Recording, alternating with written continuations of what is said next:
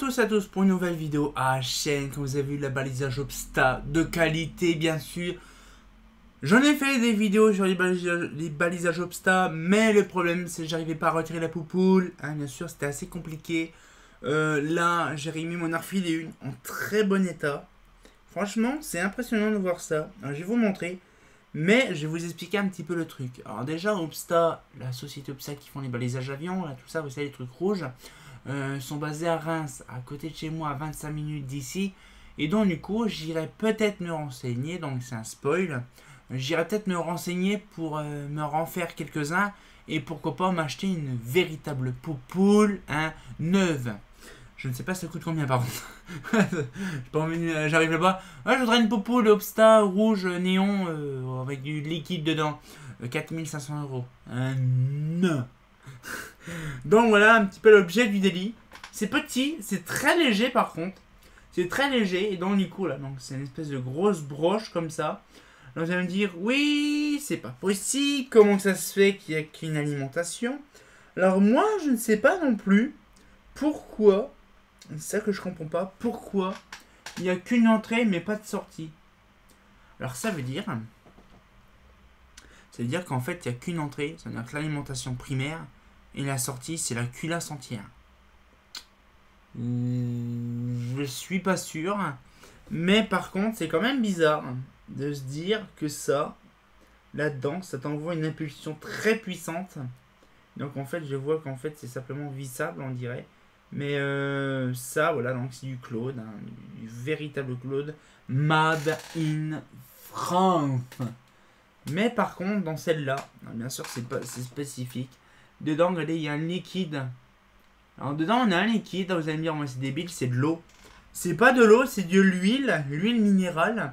En fait, c'est ce qui permet à certaines lampes, bien sûr, parce qu'il y en a certains, il n'y en a pas dedans. Ça me permet en fait de faire un espèce de refroidissement comme les LED liquides, hein, justement. Mais là, par contre, c'est un truc en verre et non comme la LED liquide en plastique.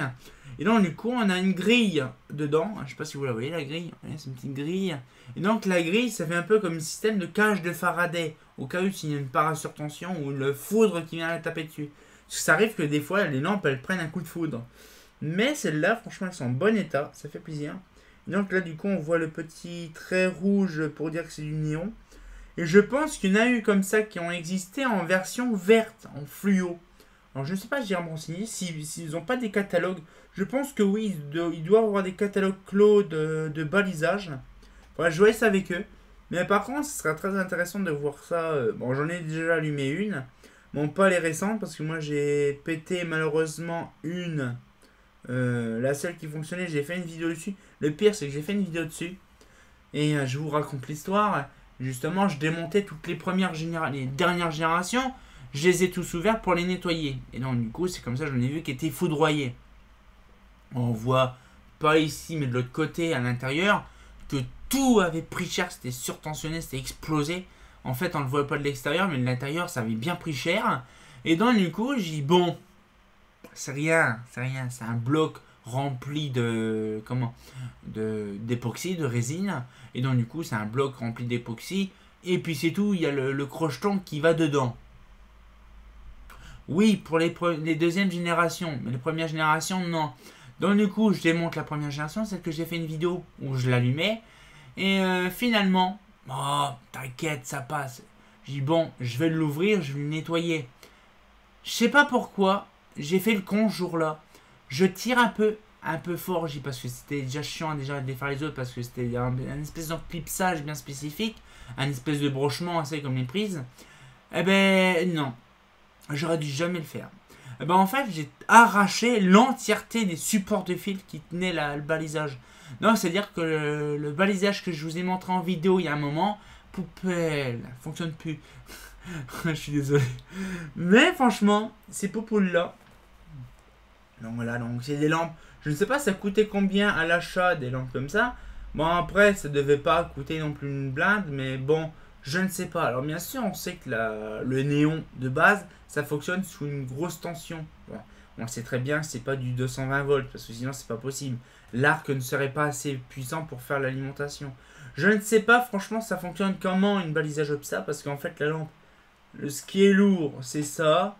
Puis le verre, puis peut-être pas le liquide, mais voilà. En fait, il n'y a pas grand-chose de lourd. Ça doit faire même pas 800 grammes. C'est à peu près l'équivalent d'un pot de Nutella. Bon, vous allez me dire, t'es con avec ton pot de Nutella. C'est à peu près l'estimation que les gens peuvent connaître. Hein, l'équivalent d'un pot de Nutella de 700 grammes. C'est l'équivalent d'un pot de Nutella. Voilà, comme ça, vous le savez à peu près l'estimation. Mais non, franchement, c'est la qualité. Ah, puis il y a même... Oh, j'ai jamais fait gaffe, il y a une référence. Alors, je sais pas c'est quoi comme référence, mais... 05 54 065 406 01. Je ne sais pas de date de quand. Peut-être 2001, j'en sais rien. 065 406 01. Je ne sais pas du tout. C'est peut-être une référence constructeur ou une référence de lampe. Mais je ne sais pas du tout. Et donc du coup ce qu'il fait c'est voilà. Donc c'est un truc très intéressant à voir. Donc du coup maintenant j'ai la balisage. Bon. Donc du coup j'ai la lampe en question. Ouais c'est ouais, comme je vous disais c'est comme une prise en fait. Une branche de prise. Mais par contre je voudrais bien savoir un truc. C'est comment fait-on pour défaire les autres? Parce que je ne sais pas. Je voudrais bien... Parce que j'en ai plein en fait des balisages comme ça qui me servent plus à rien parce qu'ils sont complètement vrac.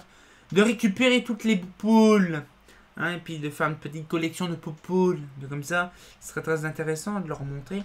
Et j'ai remarqué que dans la vidéo, j'ai pas fait, mais il y a un petit morceau de non, c'est pas polystyrène, c'est comment ça s'appelle, de liège. Un capuchon de liège au bout pour faire office de support. Mais c'est vraiment bien. Franchement, c'est vraiment une belle technologie quand même, les lampes sodium, les lampes néon. Mais franchement, voilà, donc c'est joli, c'est joli à voir par contre, c'est vraiment intéressant. Je sais pas comment je pourrais dire.